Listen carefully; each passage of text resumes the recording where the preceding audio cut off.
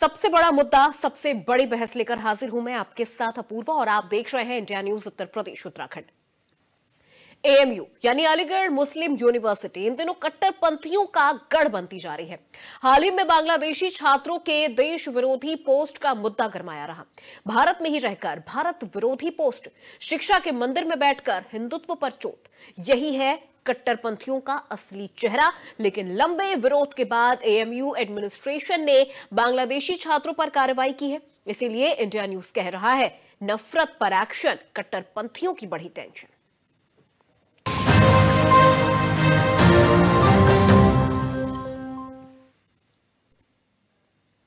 अलीगढ़ मुस्लिम university में पढ़ने वाले 3 बांग्लादेशी छात्रों को निकाल दिया गया है। अब वो कभी यहां एडमिशन नहीं ले पाएंगे।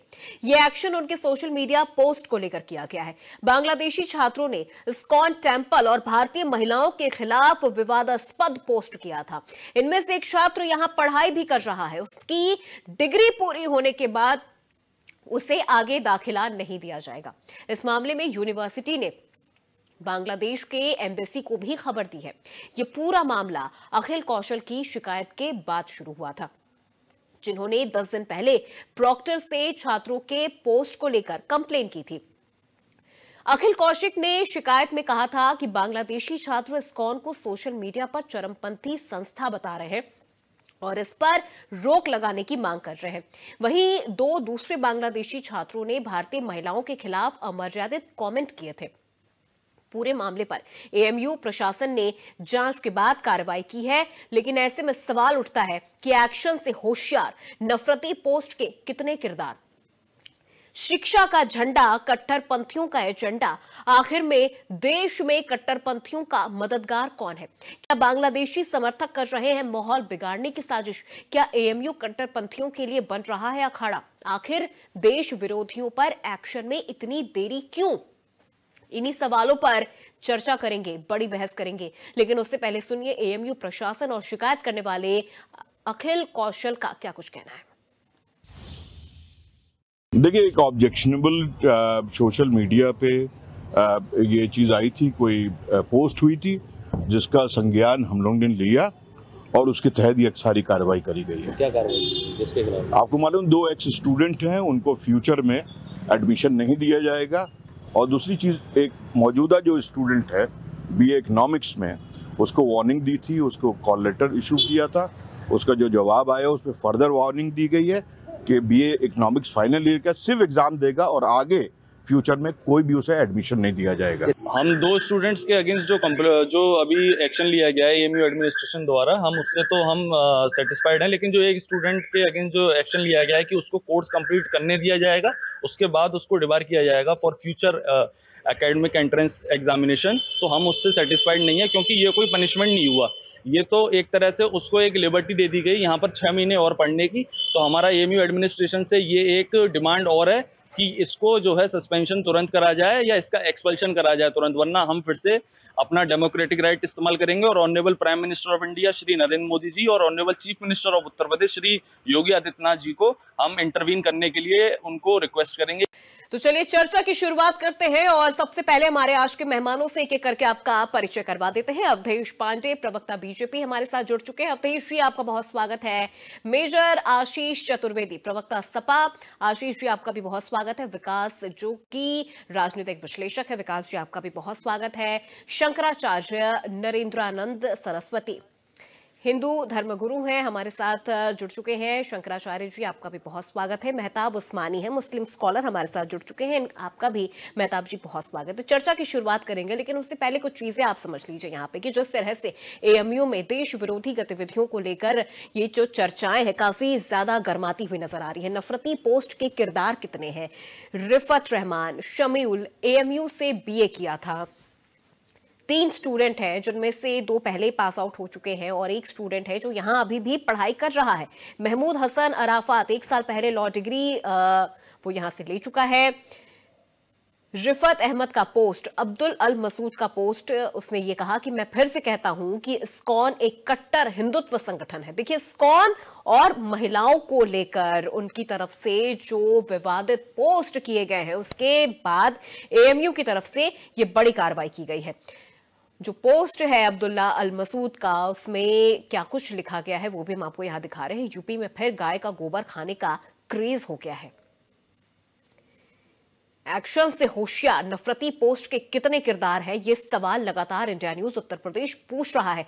शिक्षा का झंडा, कट्टरपंथियों का एजेंडा, क्या अब शिक्षा के मंदिर में इस तरह के कट्टरपंथियों को पनाह दी जाएगी? क्या देश में कट्टरपंथियों का मददगार कभी पकड़ में आ पाएगा?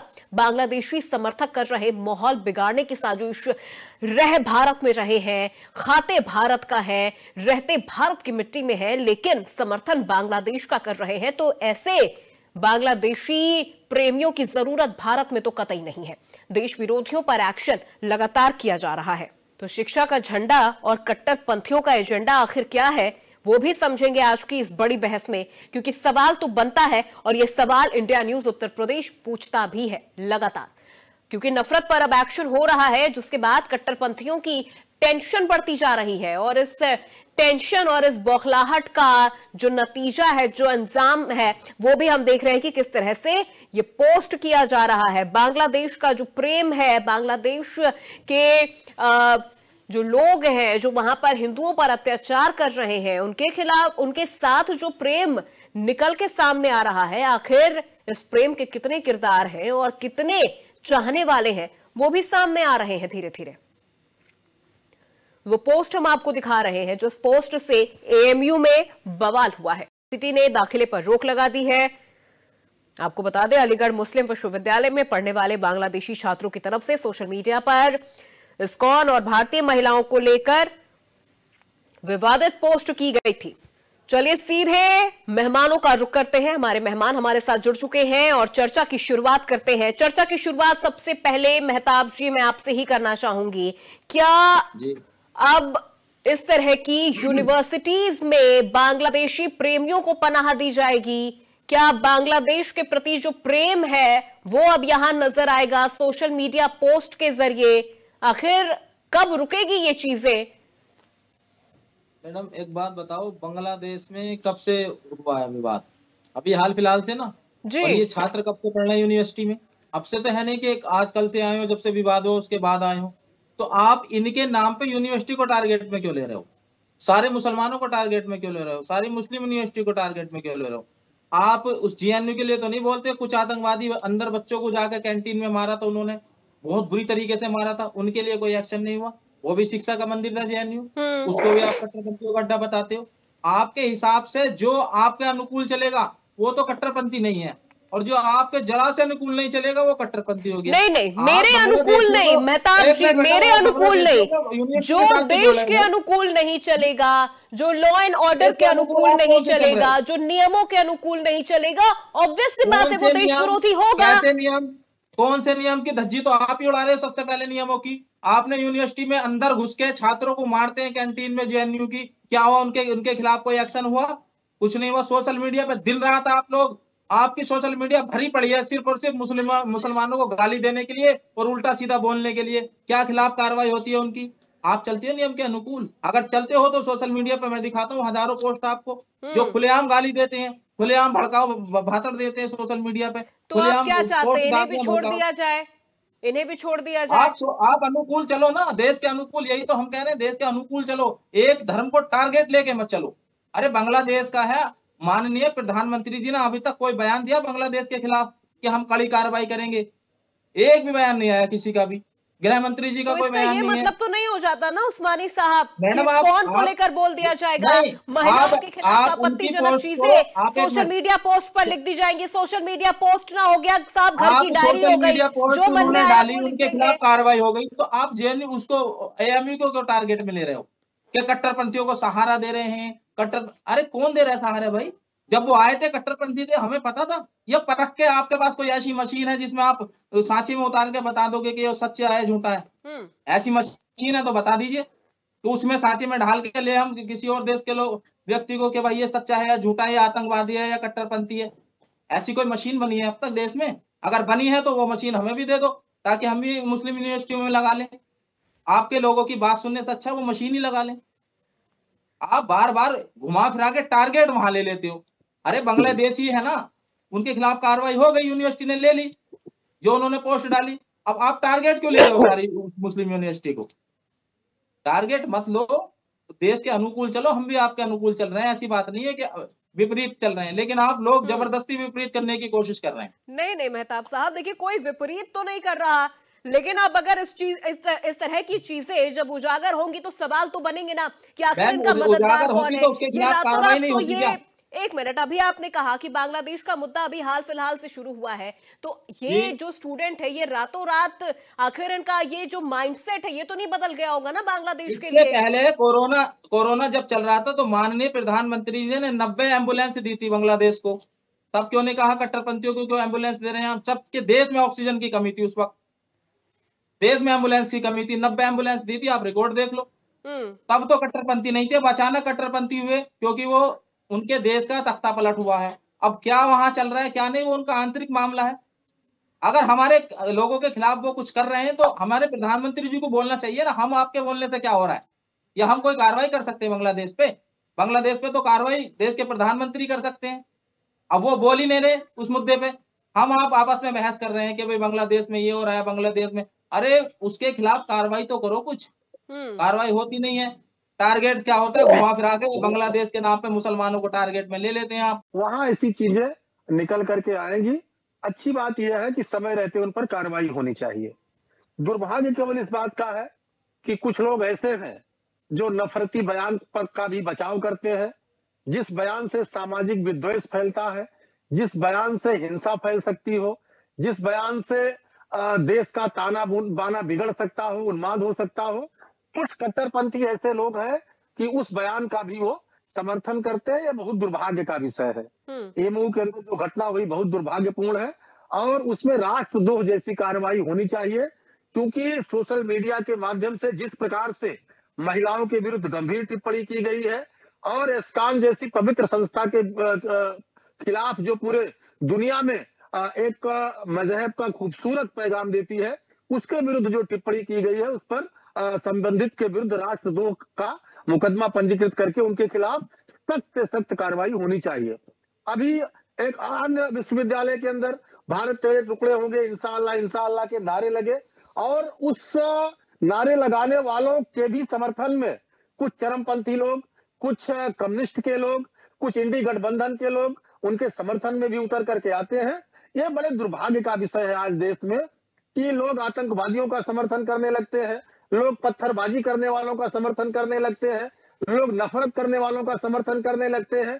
ये किसी न किसी रूप में बांग्लादेशियों के और रोहिंग्या के स्लीपर सेल के रूप में इस देश में काम कर रहे हैं। अभी दिल्ली के अंदर भी ऐसे अनेक बांग्लादेशी पकड़े गए हैं जो राष्ट्रद्रोह जैसी गतिविधियों को, देशद्रोह जैसी गतिविधियों को अंजाम दे रहे हैं। एक पूरा रैकेट है जो सीमाओं से रोहिंग्या हो चाहे बांग्लादेशी हो उनको अंदर घुसाते हैं, उनका फर्जी आधार कार्ड अन्य प्रमाण पत्र बनाते हैं और इस देश में रह करके वो अवैध चीजों में लिप्त होकर के राष्ट्रद्रोह जैसा कृत्य करते हैं। ये बहुत ही शर्मनाक है, परंतु उनको मालूम होना चाहिए कि इस देश के अंदर मोदी जी की सरकार है, उत्तर प्रदेश के अंदर योगी जी की सरकार है। अब ये आतंकवादियों के सामने दुम हिलाने वाली सरकार नहीं है, आतंकवादियों का समर्थन करने वाली सरकार नहीं है, बल्कि ये आतंकवादियों को, दहशतगर्दों को मिट्टी में मिलाने वाली सरकार है। इसलिए प्रत्येक स्तर पर कार्रवाई इस देश और प्रदेश के अंदर हो रही है। यहाँ तक कि जो लोग आज खाद्य पदार्थों में मानव अपशिष्ट मिलाते हैं उनके भी समर्थक निकल आते हैं, चाहे वो किसी भी धर्म के लोग हों। अगर कहीं भी किसी प्रकार का गलत काम हो रहा है तो उसका मुखर विरोध होना चाहिए, वो किसी भी धर्म के कोई भी लोग हों। लेकिन आज कष्ट इस बात पर होता है जब कोई सीरियस नेचर का व्यक्ति, जब कोई राजनीतिक दल के लोग ऐसे मानव अपशिष्ट मिलाने वालों को, पत्थरबाजी करने वालों को, देशद्रोह जैसी गतिविधियों में लिप्त रहने वालों का जब समर्थन करते हैं तो उनके उत्साह बढ़ते हैं, लेकिन उनके मंसूबे कुचलने वाली उत्तर प्रदेश की सरकार है। ठीक है, अवधेश जी लौटूंगे आपके पास। जो लगातार दुनिया में भारत का परचम लहरा रही है और भारत के मस्तक को चौड़ा कर रही है, इसलिए ऐसी गतिविधियां कुचली जाएंगी इस देश के अंदर। चलिए ठीक है, मेजर आशीष चतुर्वेदी जी, अब इन स्टूडेंट को भविष्य में भी कहीं एडमिशन नहीं मिल पाएगा, लेकिन सवाल बार बार यही उठ रहा है कि आखिर एएमयू क्या कट्टरपंथियों का अखाड़ा बनता जा रहा है? देखिए, कोई भी व्यक्ति चाहे किसी भी धर्म से आता हो, कहीं पे भी आता हो, कोई अगर ऐसी बात किसी नेता द्वारा, किसी व्यक्ति द्वारा इस देश में कही जाती है, जिससे देश का जो लोगों के बीच का आपसी सद्भाव है वो खराब होता है। महिलाओं के खिलाफ अगर कोई अभद्र किसी भी तरीके की बात कहता है तो ऐसे व्यक्तियों के खिलाफ निश्चित रूप से कार्रवाई होनी चाहिए देश के कानून के तहत, यहाँ तक हमारा मानना है। और समानांतर रूप से होनी चाहिए, चाहे जहां पे भी कोई व्यक्ति कोई राजनीतिक लाभ लेने के लिए धर्म का फायदा उठाए या किसी इस तरीके से कोई व्यक्तिगत अपने निजी लाभ के लिए धर्म का इस्तेमाल करके कुछ ऐसा बोले जिससे कि माहौल खराब होता हो, क्योंकि इससे कहीं ना कहीं नुकसान हमारे देश में रहने वाले लोगों का, हमारे प्रदेश का, हमारे देश का ही होता है। ये चीज समझने की जरूरत है। और जहां तक ये बहुत संवेदनशील मुद्दा रहा है पिछले कई महीनों से, अगर हम लोग बांग्लादेश की बात करें कि वहां जो भी हिंसक घटनाएं हो रही थी, तो उस पे कहीं ना कहीं सरकार को भी ये जवाब देना चाहिए कि जब इतनी हिंसक घटनाएं हो रही थी तो जो हमारे देश का आयात और निर्यात था जो बांग्लादेश से, वो जैसे पहले चल रहा था वैसे ही चलता रहा, उस पर कोई असर नहीं पड़ा। तो कहीं ना कहीं लोग ये भी देख रहे हैं कि जब इतना कुछ हो रहा था तो सरकार ने उस पर कहीं कुछ किया नहीं उसके लिए, मतलब आपने अपना आयात निर्यात भी नहीं रोका, कोई इस तरीके के कदम भी नहीं उठाए कि वहां पे जो हिंसा हो रही है वो रुक जाए। तो लोगों ने ये भी देखा है, तो कहीं ना कहीं सरकार की जो जिम्मेदारी थी मुझे लगता है वो उसने पूर्णतः नहीं निभाई, और इस चीज को प्रत्यक्ष रूप से पूरे देश के वासियों ने देखा है। बहरहाल, लेकिन जो आज जो चर्चा का विषय है उस पे ये जो ऐसी किसी भी गतिविधि, चाहे वो किसी भी यूनिवर्सिटी, किसी भी कॉलेज, कहीं पे भी हो रही है, जो हम सब के हित में नहीं है, ऐसा कोई व्यक्ति करता है तो निश्चित रूप से उसके खिलाफ कार्रवाई करके इसको रोकना चाहिए, क्योंकि हमें देश को आगे ले जाना है, इन धार्मिक चीजों में उलझा करके नहीं रखना है। हमें विकास की बात करनी है, लोगों का व्यक्तिगत विकास और हमारे प्रदेश का और हमारे देश का विकास हो, ये हमारी मंशा होनी चाहिए। ठीक है, मेहताब उस्मानी जी कुछ कहना चाह रहे थे आप उस वक्त? हाँ मैम, मैं ये कहना चाह रहा था मैम, देश में कितने स्टेट में हम मुस्लिम सरकारें, और देश की सुरक्षा किसके हाथ में है? ये जो रोहिंग्याज आते हैं, बांग्लादेशी आते हैं, उड़ के आते हैं, इनको पंख लगे हुए या बॉर्डर पार करके आते हैं? इनको वीजा कौन देता है? इनको यहाँ एंट्री कौन कराता है देश में? ये सरकार का काम है ना। किसी भी स्टेट में कोई मुस्लिम सरकार नहीं है, कोई मुस्लिम मुख्यमंत्री नहीं है, तो आप लोगों का काम है ना देश की सुरक्षा। आप पहले उनको एंट्री करा लेते हैं, देश में अंदर ले आते हैं, फिर उनका मुद्दा बनाते हैं कि ये अंदर कैसे आए। ये तो सर उससे पूछो ना सरकार से कि ये लोग अंदर कैसे आए, इनको वीजा किसने दिया, इनको यहाँ आने की परमिशन कौन देता है? उड़ के तो नहीं आते आसमान से। इतने रोहिंग्या देश में आ गए, कैसे आ गए आज तक पता नहीं। इतने बांग्लादेशी देश में आ गए, कैसे आ गए आज तक पता नहीं। अब इलेक्शन का टाइम आया तो उनकी छानबीन करने लगे। अंदर कैसे घुसे? छानबीन करने से पहले ये पूछना चाहिए था कि ये अंदर कैसे आए। जो सुरक्षा एजेंसी उनसे पूछो ना भाई, ये अंदर कैसे आ जाते हैं लोग। और दूसरी बात, आप ये कट्टरपंथी की बात कर रहे हैं, अभी कल की मैं देख रहा था, एक भजन गायिका ने सिर्फ अल्लाह का नाम ले दिया, वो भी भजन में था, पर्सनल नहीं लिया, उसको मंच से नीचे उतार के उसे माफी मांगनी पड़ी, उसको मंच से नीचे। ये कट्टरपंथी नहीं है तो बताइए क्या है? आप बताइए ना, एक भजन में नाम था, अगर उसके मुंह से निकल गया तो उसको माफी मांगनी पड़ गई, तो ये कट्टरपंथी नहीं है तो क्या? एक देश सूबे के मुख्यमंत्री कफन काटने मारने की बात करते हैं, ये देश की कट्टरपंथी नहीं है तो क्या है? आप एक तरफ लोगों को देश में अंदर काटने की बात आपका इस्लाम करता है, योगी नहीं करते हैं। दर्शन से जुड़े की बात, दर्शन से मस्जिदों से आपको आर्ट किया जाता है, दर्शन से जुड़ा किया जा सकता है। कोई बात का समर्थन मुख्यमंत्री नहीं करेगा। हमसे सवाल क्यों? अगर देश में बांग्लादेशी घुसते हैं, रोहिंग्या घुसते, सवाल हमसे क्यों? देश की सरकार से सवाल करो। आप हमसे मत पूछो सवाल। विधायक सांसद उनको आधार पैन कार्ड सवाल तो ये बनता है कि आखिर एक धर्म विशेष को टारगेट किया जा रहा है, एक धर्म विशेष को टारगेट किया जा रहा है, आखिर क्यों? एक अल्लाह का नाम अगर किसी गायिका के मुंह से निकल गया तो आप उसे माफी मंगवाओगे भरी स्टेज?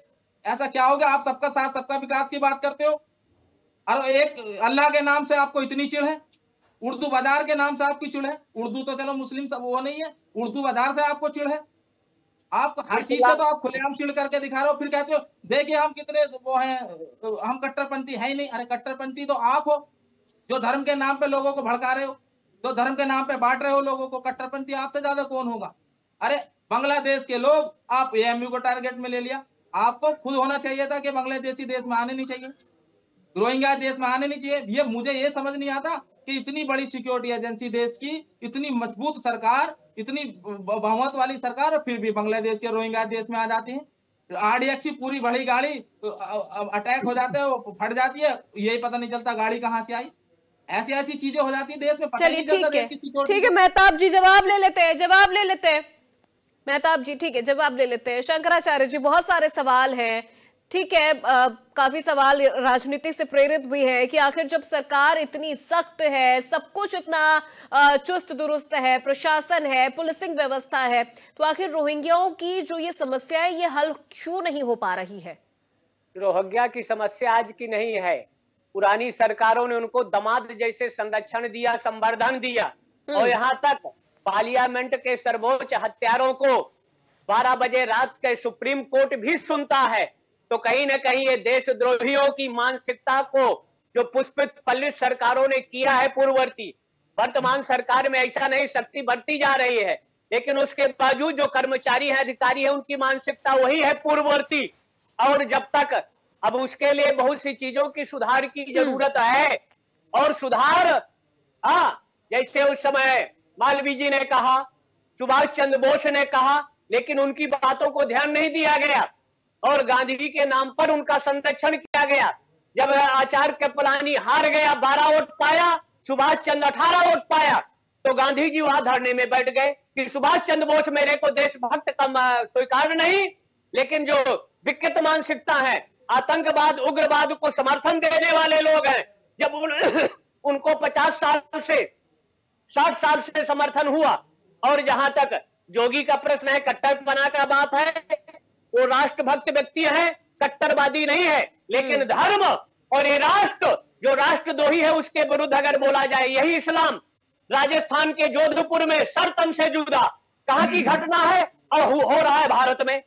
दिल्ली की घटना आई, कई जगह की ऐसी घटनाएं हैं, आसाम की घटना है, और उनको कहा कि अगर इस्लाम विरुद्ध बोले सरतन से जुदा, तो कट्टरवाद का आज जहां तक बलात्कार की ज्यादातर घटनाएं हैं, उसमें भी शंकराचार्य धर्म ग्रंथों की भूमिका है।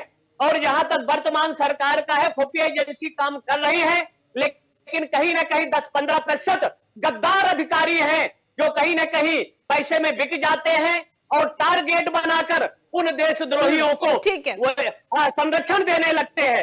सरकार सख्त है, अपनी जगह काम कर रही, सबका साथ, जहां तक सबका विकास, तो 90% आयुष्मान की योजना है। ठीक है शंकराचार्य जी, चलिए लौटूंगा मैं आपके पास, मैं लौटूंगी आपके पास। अवधेश पांडे जी, जब बांग्लादेश का मुद्दा उठता है, रोहिंग्याओं का मुद्दा उठेगा ही उठेगा, सवाल उठेगा।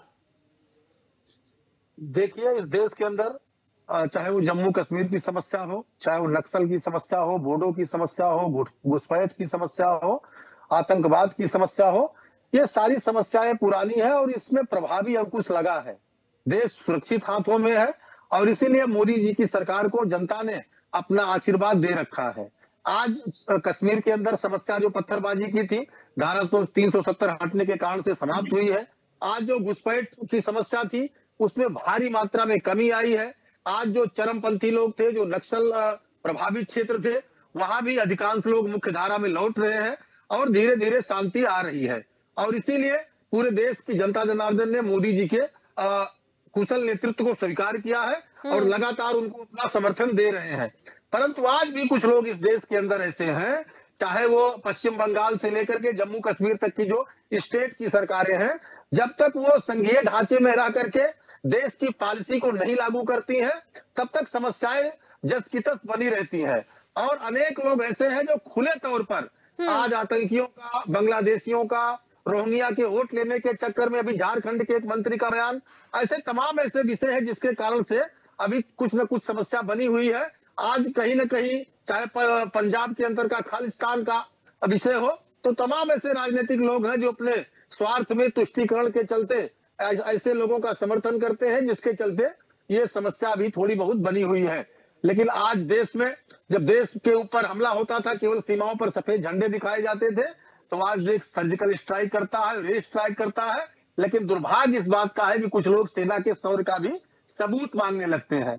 और इसी तरह से हमारे चाहे मुस्लिम स्कॉलर भी बैठे हैं, उन्होंने जिस प्रकार से मानव अपशिष्ट जो मिलाने वाले हैं उनके विरोध में बयान दिया होता, संभल के पत्थरबाजी करने वालों के विरोध में बयान दिया होता, जो लोग आतंकवादी गतिविधियों में रहते हैं और उनके समर्थन में कुछ लोग रहते हैं उनके विरोध में बयान दिया होता, तो एक देश के अंदर एक अच्छा संदेश जाता। परंतु दुर्भाग्य इसी बात का है कि लोगों के अंदर एक हिडन एजेंडा है और उसी को आगे लेकर के वो चलना चाहते हैं और इसलिए समस्याएं जो है वो बनी रहती है। जरूरत इस बात की है कि राष्ट्र के विषय पर, देश के विषय पर नेशन फर्स्ट की भावना को लेकर के लोगों को आगे बढ़ना चाहिए। नेशन फर्स्ट की भावना को लेकर आगे बढ़ना चाहिए। और इन तमाम सवालों के साथ सीधे रुख करती हूं मैं मेजर आशीष जी आपका। वन नेशन और ऐसी तमाम जो भावनाएं हैं उन भावनाओं के साथ आगे बढ़ना चाहिए, लेकिन रोहिंग्याओं का जो मुद्दा है, जो मसला है, वो खत्म होने का नाम ही नहीं ले रहा। समाजवादी पार्टी की सरकार थी जब उत्तर प्रदेश में, तब भी रोहिंग्याओं का मुद्दा, देश में रोहिंग्याओं का मुद्दा बहुत चरम पर था और अभी भी है। लेकिन ऐसे में सवाल यही है कि आखिर एएमयू इन चीजों का गढ़ कैसे बनता जा रहा है। एक शिक्षा का मंदिर, वहां के स्टूडेंट अगर इस तरह की बातें कर रहे हैं तो ये तो एक मामला ऐसा हो गया ना सर कि सामने आ गया, उसने सोशल मीडिया पर पोस्ट कर दिया तो ये चीजें उजागर हो गई। ऐसे तो बहुत सारे अनगिनत स्टूडेंट्स होंगे जिनकी सोच कहीं ना कहीं इन चीजों से इन्फ्लुएंस हो रही होगी। देखिए, ये भी बात समझने की बात होती है कि जब आप एक तरफ किसी तरीके की आग लगाते हैं तो उसका असर आपको दूसरी तरफ दिखने लगता है। तो कहीं ना कहीं जब से भारतीय जनता पार्टी की सरकार आई, भारतीय जनता पार्टी की सरकार ने एक जो उसका जो धर्म का जो इस्तेमाल समाजवादी पार्टी की सरकार थी। आज आजम खान जी ने बाबा साहेब को मंच से माफिया कहा, माफिया कहा। अवधेश जी सिर्फ थोड़ा सा पेशेंस रख लीजिए, जवाब सुन लीजिए मेजर आशीष जी का। जो अभद्र टिप्पणी थी उसको कहां स्वीकार किया जाएगा? कहीं ना कहीं वहां से ये शुरुआत होती है और उसका असर आपको जो है इधर उधर दिखने को मिलने लगता है। अभी हमारे भाजपा के मित्र कह रहे थे कि पहले सफेद झंडा दिखाया जाता था। इनकी याददाश्त को मैं थोड़ा सा मजबूत करना चाहूंगा कि चाइना ने जो है भारत के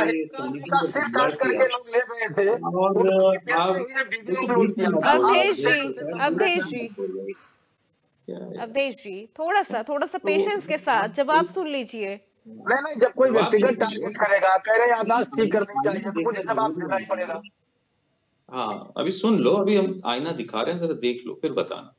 तो जब चीन के सैनिकों ने, आप ये देखिए कि चीन के सैनिकों ने हमला किया भारत की सीमा के अंदर घुसते हैं, हथियार लेकर के चीन के सैनिक भारत की सीमा के अंदर घुसते हैं और चीन के प्रधानमंत्री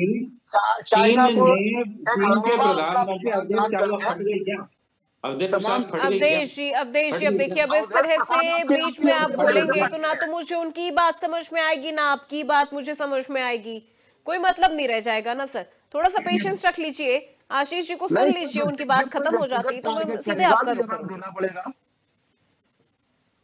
अभी जब चीन के सैनिकों ने हमला किया तो जानते हैं जाकर के चीन के प्रधानमंत्री ने कहा कि भारत के प्रधानमंत्री ने कहा कि कोई चीन का सैनिक घुसा ही नहीं। इतना घटिया बयान मैंने आज किसी प्रधानमंत्री से नहीं सुना। तो इन्हीं का एक भाजपा हो सकता था जो इस तरीके की हरकत करते हैं। कश्मीर में बुरहान वानी को अवधेश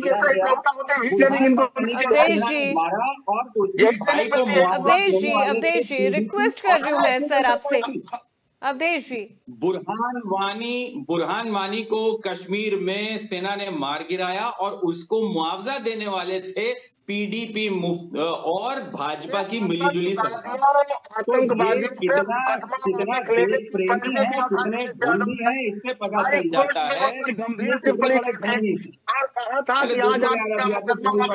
या तो इतना डर लगा करो तो डिबेट में मत आया करो, है ना। अगर इतना डिबेट, इतना घबराते हो तो नाड़ा कस के पकड़ो, पैंट कस के पकड़ो और चुपचाप देखिए, नाड़ा कस के पकड़ो, खोल दूंगा।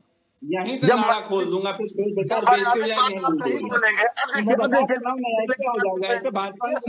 अवधेश जी देखिए, अब आप इस तरह से बोलेंगे तो मुझे आशीष जी की भी बात समझ में नहीं आ रही। अवधेश जी, मुझे आपकी भी बात समझ में नहीं आ रही। मैं कैसे सुनूं, मैं कैसे सवाल पूछूंगी? बताओ ना इनको कि थोड़ा चुपचाप सुने। अभी एक बार आप सुन लीजिए, आशीष जी को सुन लीजिए, फिर मैं आपके पास आऊंगी। मर्यादित टिप्पणी होगी, सुनी जाएगी, लेकिन कोई कहेगा फट गई, काम तो हो, कोई भाजपा में कोई एक नेता तो हो जो मर्यादित काम करता हो, तब तो हम बताएं ना। अभी सुनो, अभी मैंने कहा ना कि इन्होंने बात की तो चीन के सैनिकों ने भारत पे हमला किया और उनका बचाव करने वाले मोदी जी, जो चीन ने यूएन में कहा कि भारत क्या हुआ, फिर फट गई अवधेश प्रसाद, फट गई क्या? फिर से फट गई तुम्हारी? यार कहाँ तक सिलोगे यार तुम? ऐसे तो शब्दों का थोड़ा सा आशीष जी रिक्वेस्ट कर रही हूँ। आप देखिए, आप इतने वरिष्ठ प्रवक्ता है, थोड़ा सा शब्दों की मर्यादा का। ऐसे फट्टू आके बैठ जाए। आशीष जी प्लीज इस तरह की शब्दों का इस्तेमाल न करें। आप इतने वरिष्ठ प्रवक्ता है, बताइए, अब आप इस तरह के शब्दों का इस्तेमाल करेंगे? जब इस तरीके की बात करेंगे तो जवाब इनको वैसे ही मिलेगा। नहीं, चलिए ठीक है सर, पर्सनल नहीं होना है। एक मुद्दे पर चर्चा करने के लिए बैठे, पर्सनल नहीं होना, एक दूसरे पे पर्सनल अटैक नहीं करना है। अवधेश जी बस 1 मिनट का आप मुझे वक्त दीजिए, फिर मैं सीधे आपके पास आऊंगी। नहीं, जब आप ये सुन नहीं पा रहे ना, इसलिए कि पोल पट्टी खोल रही है। मैं सारे व्यक्तिगत टिप्पणी करेंगे तो कैसे सुनूंगा? नहीं, वो व्यक्तिगत टिप्पणी नहीं करेंगे। नाड़ा नहीं पकड़ पा रहे बेचारे, अभी क्या करेंगे? अभी चीन का नाम आते ही नाड़ा लगता है इनका, है ना? अभी तो ऐसी होता है ना, तो नाड़ा पकड़ के बैठो, नाड़ा पकड़ के बैठो, दोनों हाथों में पकड़ के बैठो। चलिए ठीक है दोनों हाथों में नाड़ा पकड़ो, दोनों अपना चोर। अब सुनो, अब चीन की बात कर रहे थे ना, तो चीन पूरे देश में देखा, चीन के सैनिकों ने भारत पे हमला किया, भारत की सीमा के अंदर घुसे और उसका संयोग, उनका समर्थन किसने किया? आपके मोदी जी। उन्होंने कहा कि कोई घुसा ही नहीं, और इस बात को मोदी जी चीन ने यूएन में कहा। चीन ने यूएन में इनके मोदी जी का बयान चलाया कि साहब यूएन में भारत का प्रधानमंत्री ने कह दिया है कि हमारा कोई सैनिक नहीं घुसा, जबकि सबको मालूम था कि भारत की सीमा के अंदर चीनी सैनिक घुस गए और डोकलाम में इन्होंने जमीन भी दे दी। दूसरी बात, आतंकवादियों पे बुरहान वानी का एनकाउंटर सेना ने किया, उसको मुआवजा देने वाले थे बीजेपी और भारतीय जनता पार्टी। तो ये आ गई आपके आतंकवादियों में कितनी आपकी बात है। तीसरी आ गई रोहिंग्या की बात, जो ये हमेशा ममता बनर्जी को ब्लेम करते हैं। ये मूर्खों को ये नहीं पता है कि पुलिस नहीं खड़ी है बॉर्डर पे, आर्मी ही भी होती है या चलिए ठीक है आशीष जी लौटूंगी मैं आपके पास। आशीष चलिए ठीक है आशीष जी, माफी के साथ आपको बीच में मैं रोक रही हूँ। अवधेश जी इसी बात पर रोना लेके गाते रहते हैं। अवधेश जी, सबसे बड़े दिमाग की तरह अगर देश को कोई खोखला कर रहा है तो वो है भारतीय जनता पार्टी। देश को खोखला कर रही है। जवाब ले लेते हैं अवधेश जी से, जवाब ले लेते हैं आशीष जी। कर कितना लाभ दिया है आप समझिए। देखिए आज देश का हाल क्या है।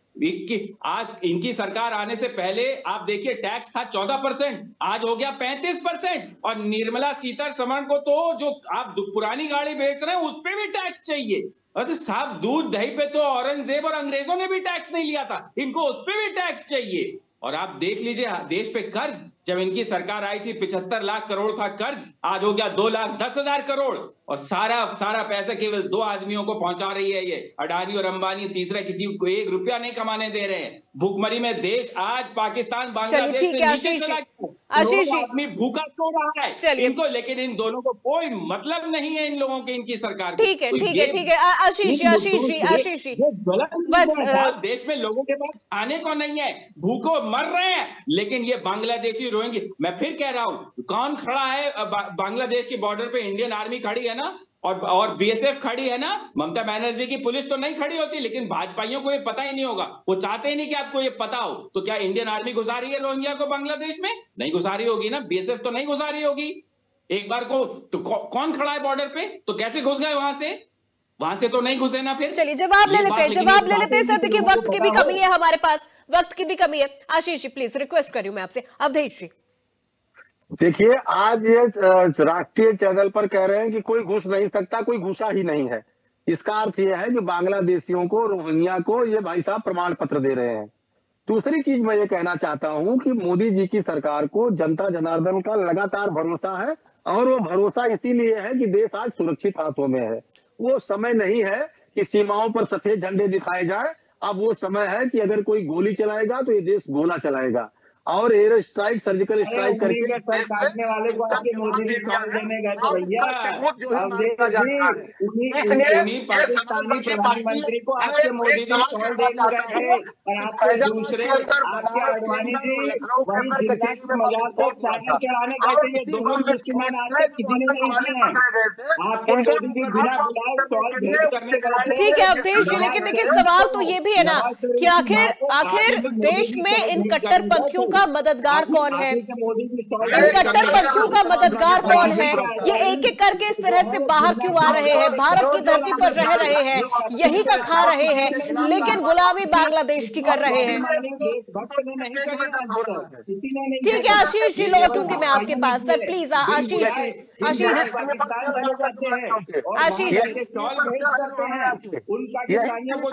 आशीष जी मुझे जवाब ले लेने दीजिए। आशीष जी मुझे जवाब ले लेने दीजिए।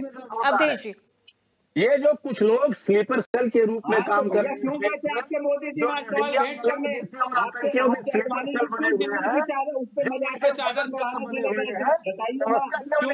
अरे सर एक मिनट आशीष जी, ऐसे नहीं sir please. Ashish ji request कर रही हूँ सर, मैं रिक्वेस्ट कर रही हूँ आपसे, थोड़ा सा पेशेंस रख लीजिए सर, थोड़ा सा पेशेंस। हो रही है आपके बात तो ले लीजिए। आपके मोदी जी पहले अखिलेश मोदी जी पहले प्रधानमंत्री पाकिस्तान गए, पहले प्रधानमंत्री पाकिस्तान गए, नवाज शरीफ की मां को शॉल भेंट किया। अब बताइए क्यों भेंट किया उन्होंने पाकिस्तानियों को? आशीष जी, अवधेश जी, अब देखिए अब आप दोनों एक साथ बोलेंगे, मुझे किसी की बात समझ में नहीं आ रही है, मैं किसी से कोई काउंटर नहीं पूछ पाऊंगी, फिर मैं सीधे तीसरे गेस्ट पे मुझे जाना पड़ जाएगा, फिर मैं वक्त नहीं दे पाऊंगी। चलिए ठीक है, आपसी तू मैं नहीं, आपसी तू मैं नहीं सर। मुद्दे पर है, मुद्दे पर चर्चा करें, मुद्दे पर रहे, मुद्दे पर ही रहे, ज्यादा बेहतर होगा।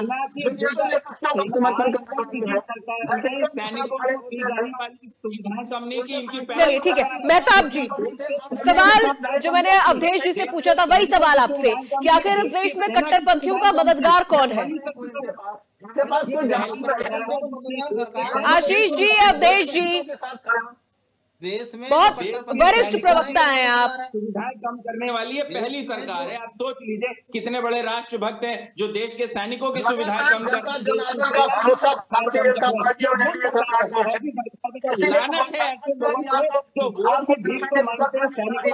वोट इनके नेता भीख मांगते हैं, भाजपा के नेता भिखारियों की तरह भीख मांगते हैं वोट की सैनिकों के नाम पे। सर मुझे ऑडियो म्यूट करवानी पड़ जाएगी आप दोनों की, मुझे ऑडियो म्यूट करवानी पड़ जाएगी आप दोनों की। फिर आप लड़ते रहिएगा, कोई मतलब नहीं होगा, इस तरह से डिबेट का कोई मतलब नहीं है। हम किसी निष्कर्ष पे नहीं पहुंच रहे हैं, हम निष्कर्ष के लिए बैठे हैं। अवधेश जी, सीधा सवाल मेरा आपसे, कौन है इस देश में कट्टरपंथियों का मददगार? आशीष जी प्लीज सर थोड़ा पेशेंस रखिए। आशीष जी प्लीज थोड़ा पेशेंस रखिए, बहुत देर से मैं रिक्वेस्ट कर रही हूँ, प्लीज थोड़ा पेशेंस रखिए। अवधेश जी बहुत सीधा सवाल है, कौन है इस देश में कट्टरपंथियों का मददगार?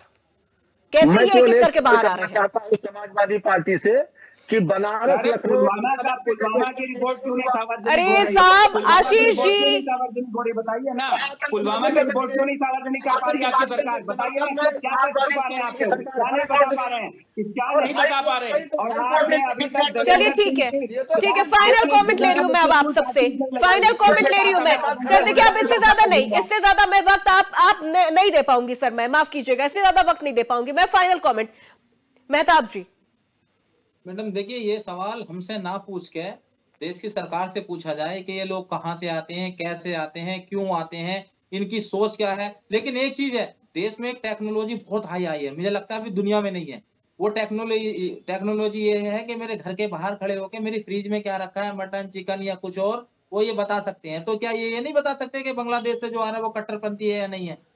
मुसलमान यहाँ की तो पहचान है ना कि मेरी फ्रिज में क्या रखा है, इतनी टेक्नोलॉजी है। लेकिन ये टेक्नोलॉजी क्यों नहीं है इन पे कि जो बांग्लादेश से आ रहा है वो कट्टरपंथी है या नहीं है? ये भी पहचान कराइए भाई। आपके पास तो हर चीज की फिल्टर करने की मशीन है, आप वो मशीनें इस्तेमाल कीजिए। चलिए ठीक है, आप सभी मेहमानों का बहुत शुक्रिया हमारे साथ जुड़ने के लिए। अवधेश जी आपका, मेजर आशीष चतुर्वेदी जी, शंकराचार्य नरेंद्रनंद सरस्वती जी और मेहताब उस्मानी जी, आप चारों का बहुत शुक्रिया हमारे साथ बड़ी बहस में जुड़ने के लिए। तो देखिए, सवाल वही है कि आखिर इस देश में इन कट्टरपंथियों का मददगार कौन है? ये कैसे एक एक करके बाहर आ रहे हैं? रहते तो भारत की धरती पर है, खाते भी भारत का है, लेकिन गुणगान और ये जो देश प्रेम बांग्लादेश के लिए इनके मन में उमड़ के आ रहा है, आखिर इसके पीछे का मास्टरमाइंड कौन है?